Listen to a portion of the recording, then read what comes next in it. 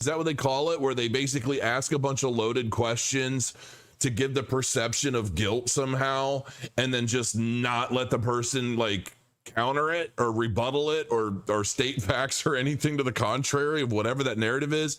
Is that really what? Has that always been that way? Let me know in the comments. Let me know in the comments. But anyway, I couldn't watch it anymore. I just couldn't. I'm just like, all this is it's like an opportunity for these people to grandstand, and they all pretty much say the same trash. But anyway, acting chairman Travis Hill emphasized the agency's interest in addressing stablecoin related matters and tokenized deposits. The Federal Deposit Insurance Corporation, or the FDIC, is formalizing a more permissive and transparent framework for U.S. banks engaging with crypto, including the use of public permissionless blockchains.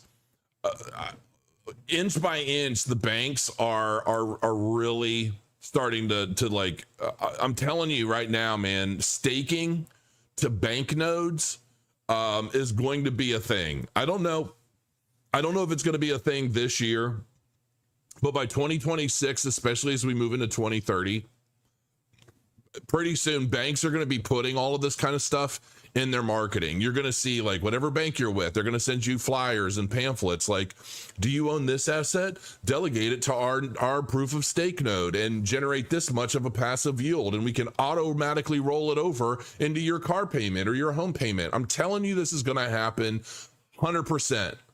And it blows my mind. At some point, what I'm going to do, I'm probably going to do this once I'm done with everything else. I'm also building a new website for Cardano that I really think you guys are going to dig, but I'm not going to show it off yet because I'm going to work on it. I'm going to finish it tonight. My wife is out dancing and doing classes and rehearsing this big thing she's doing for a big competition. I think it's some big national thing. So I'm like, okay, well, I'm going to take advantage of the fact that my wife isn't home, and I'm going to get this website done.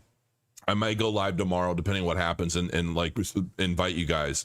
But I always post the stuff in my Telegram group. So whether I'm on Telegram or on Twitter X, I generally post the stuff those two places before I even mention it on YouTube. So if you want to be a part of that, be a part of that. So anyway, let's go ahead and into the next thing. But yeah, man, 2030 is going to be insane. And this market heading into 2030 is going to be even crazier. Cardano death cross appears, but ADA's price jumps 11%. Yeah, here's the thing about the death cross, folks. Everybody gets super excited about these things, but you guys realize that these death crosses are lagging indicators, right? So by the time the death cross has triggered, it's already basically been priced in. So, you know, very rarely it depends on where we're at in the market and what's going on a macro level, but really, a lot of these death crosses it's almost like what's happening right now with the recession. I believe we've been in a recession for a while. I mean, I do. I believe we have been. And I'm pretty sure the left changed the definition of what a recession is so that we couldn't say we're in a recession. But now we're in one. I feel like when they changed the definition, that was like the death cross, right? And it was just like, it's already happening. It's already been happening, but it's been priced in by the time of the announcement. There you go. But you know, these death crosses really don't mean that much. Will the price go down? It might, because of where we're at in the market. There's so much happening, but I'm quite honestly, we could get another 20% drop. I'm not doing anything. But I'll explain that in a bit. In a surprise twist, Cardano ADA is up despite a classic bearish indicator flashing on its charts, the famed death cross. This is especially true a lot of times with Bitcoin, which occurs when the 50-day moving average crosses below the 200-day moving average and has appeared on the Cardano daily chart. The death cross, generally seen as a warning sign of sustained weakness, coincided with a significant sell-off on the crypto markets yesterday, resulting in $1.44 billion in crypto liquidations. Cardano suddenly gained strength following the crossover, sharply rebounding from lows of 51 cents in Monday's trading session. So that's all fine and dandy, but I mean, we got back up to like 61 cents today, and we're coming back down. We're going to look at the charts in a minute. But yeah, I mean, these death crosses, everybody makes them a big thing. But it's not like, here's the thing, folks, you guys have to understand that everything that's happening right now, all of the price action that's going on in the world, it's all a result of the uncertainty of these tariffs Trump's been putting on. Now, a lot of people want to criticize and they want to say, yo, what's up, man? Why is the market crashing? You know, you're supposed to be good for all this, but we're like 100 days in. Like he's just basically pushed the button on a lot of this stuff. And what comes after it comes after it. We'll see. Listen, I've seen the insanity of the other side doing what they want to do for years and years and years. I'm at this point willing to give the other side a shot and say, all right, you know, I don't necessarily like the way this feels right now, but you know, sometimes you got to get your hands dirty at work. You come home and take a shower and you live the rest of your evening worry free. And I just feel like that's where we're at. You know, we're getting our hands dirty at work, and it sucks. It sucks for all of us. Listen, I've been freaking out. I'm trying to do all kinds of different things. I need to generate some yields. I need to generate some income because I've got so much money, so much cash available to live off of because everything else is invested. It's a crazy time for me. Don't think that I'm looking at all this stuff and I'm just sitting pretty and everything's hunky dory. And I'm like, don't worry about it, folks. We're good. No, I'm concerned, but I'm also not crazy.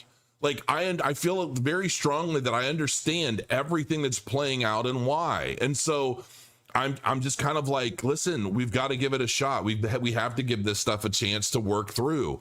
We're already seeing an abundance of countries coming and saying, let's negotiate this. Let's work this out. And I think Trump is going to work out some really beneficial trade deals.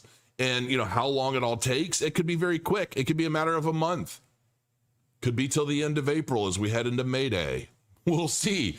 But that's what I'm hoping for, because there's a lot of big stuff that's coming as we head into May. And I would like to think that the bulk of this tariff stuff is resolved in the month of April, heading into all of this crazy good stuff that's coming in May.